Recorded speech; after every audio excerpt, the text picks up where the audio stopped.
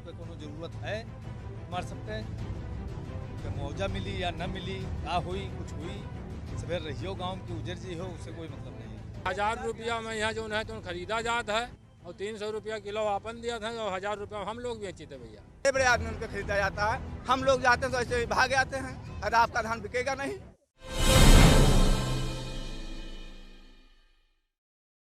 स्वागत है आपका मुब मीडिया में। और इस समय हम लोग गांव-गांव शहर-शहर जा रहे हैं, लोगों से उनकी परेशानियां सुन रहे हैं। आज हम लोग के साथ किसान जुटे हुए हैं और इनसे जानेंगे कि किसानी करने में इतनी ज़्यादा क्यों समस्या आ रही है, क्यों यहाँ के लोग बाहर भाग रहे हैं, क्यों किसानी को छोड़ने पे उतारू हैं यहाँ के लोग, क्यों लोगों को इतनी परेशानी हो रही है कि किसानी करके अपना घर नहीं चला पा रहे। भैया क्या समस्या आ रही है किसानी करने में, जो बताया ज़्यादातर लोग जो है बच्चे आजकल के सब बाहर जा रहे हैं? अरे बाहर जाए का मतलब ये हो कि जैसे खेती में हाँ समस्या हर चीज़ के है कि अगर बो दिन जात है, अब गन्ना बो दिन का, अब गन्ना सब बरीगा। अच्छा। अब देखा जाए गन्ना दे सामने लगा है, हाँ। सब सूख गया है। कैसे सूखा ये?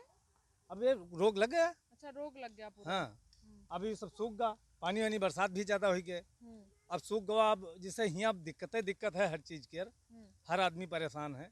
तो अब खेती में है जिसे परेशान है तो मजबूरी है कि बाहर भागी, 10 रुपया अगर इनकम हुई तो 4 ठेन लड़का बिटिया जी हैं, जिएंगे सही में। ऐसे किसानी करके कैसे आ रहे भैया जी। और धान तैयार भा, पानी भर लेहिस, वो सब चला गा। SDM को जाए कर दरखास्त भी दीन गा, बतावा गा उनसे। हमारे यहाँ के रिश्तेदार हैं उदेश भैया, अच्छा, जिला पंचायत हैं, उन्हों साथ में रहे, बतावा गा ठीक है 2-3 दिन में सुनवाई हुई जी। अब 2-3 दिन में सुनवाई होत जो हो रहा था सब होगा। अच्छा। तब तक आज तक कोई हाल पूछे, कोई पूछने, फसल कट गई, हाँ, समिट गई, दूसरी फसल लग गई, लेकिन हाँ, कोई हाल पूछे नहीं नहीं है। आवा है तो कि हाँ उके कोनो जरूरत है तुम्हारे सबके, उके मुआवजा मिली या न मिली, का हुई कुछ हुई, सवेर रहियो गांव की उजर जी हो, उससे कोई मतलब नहीं है। मतलब नहीं, किसी को कोई मतलब नहीं यहाँ पे अधिकारी लोगों को कि किस तरीके से किसान अपना जीवन यापन कर रहे हैं, किसी से कोई मतलब है नहीं। भैया आप बताए, आप क्या करते हो? किसानी करते हो? अरे करे तो हमहू किसानी ने है, लेकिन किसानी में यकीन जात है, कहूँ पानी लेके चला जात है, कहूँ जो ये जानवर जो छुट्टा चलत हैं, ये छुट्टा वाले जानवर सब चल लिया हैं। अरे इधर जैसे झोरम कुछ बो आए जो कहूँ पानी से, तो आप जो है छुट्टा वाले जानवर सब खाए लिया हैं। अरे लीलगाही ज्वार हैं, फाल जो है जानवर छोड़े गए हैं, ये जो है ज्वार हैं, तो सब जो है तुम सब खाए लिया हैं। अरे तो कब हियाँ देख के उसके बाद नहीं लड़कन के यहाँ अगर जो सयान हो गया उनका बाहर बैठवा जाए तो अतरा के रावा मांग कही दी से जो है तुम जमीन या तो आदमी तो भूखे मर जाएगा फिर तो। अरे तो कोनो मेर के काटे के यहाँ है, अरे तो मजूरी करा जाइए, यहीं कोनो मेर के कीन जाए 100-200 रुपया पे यहाँ, तो कोनो मेर के काटा जाता है। मजूरी भी कहाँ इस समय मिल रही होगी? अरे मजूरी नहीं मिला था, लेकिन रह गया यूँ कि आगाहे बहाए जैसे कोई चलो जाता है जो तो ले आवत है, तो हफ्ता 15 दिन का ऐसे काम चलावत है कोनो मेर के। अच्छा। और कहूँ जो है तो यहाँ कुछ धरा थोड़ा है। खाद पास कभी रेट बढ़ाएगा? और खाद के बढ़ गया रहा जो है। खाद का दाम तो नहीं बढ़ा, वो पुराना नहीं रेट।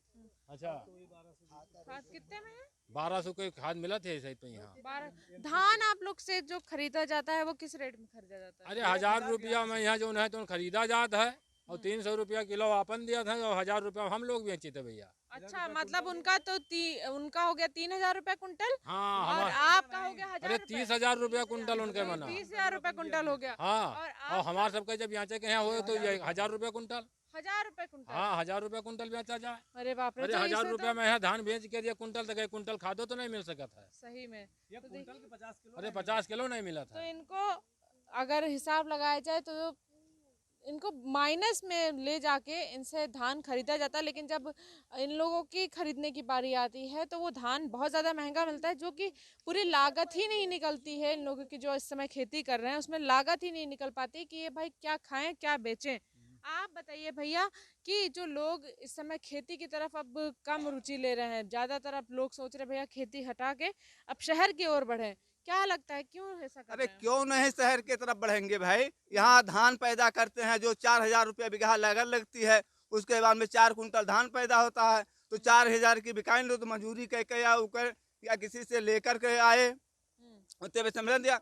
और जो योगी सरकार ने या कोई भी अन्य सरकार ने जो सोसाइटियाँ खोली हैं, बड़े बड़े अधिकारियों की और व्यापारियों के कहा धान खरीदा जाता है।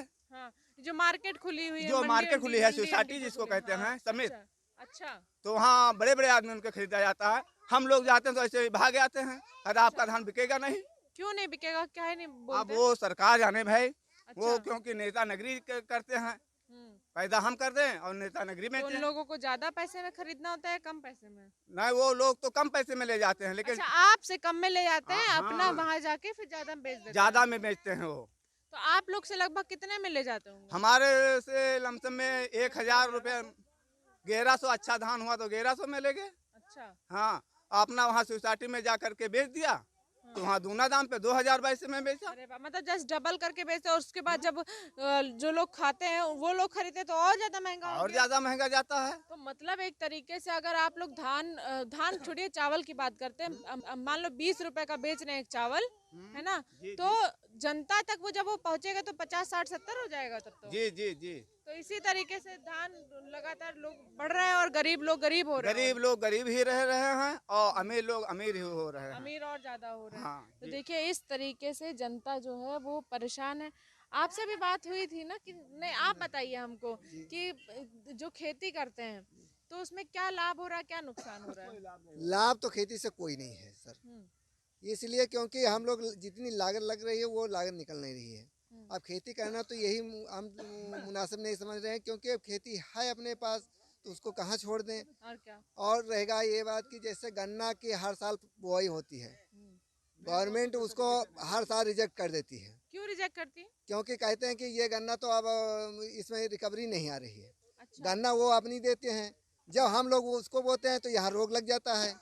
तो जब रोग लग जाता है तो फिर वही उसी को रिपीट करते हैं कि यही गन्ना वो ये अरली, और जो हम लोग पैदा कर लेते हैं उसको कहते हैं ये रिजेक्ट हो गया। अच्छा। हाँ, तो ना तो गन्ने में फायदा है, ना धान गेहूं में फायदा है, हम करें क्या करें।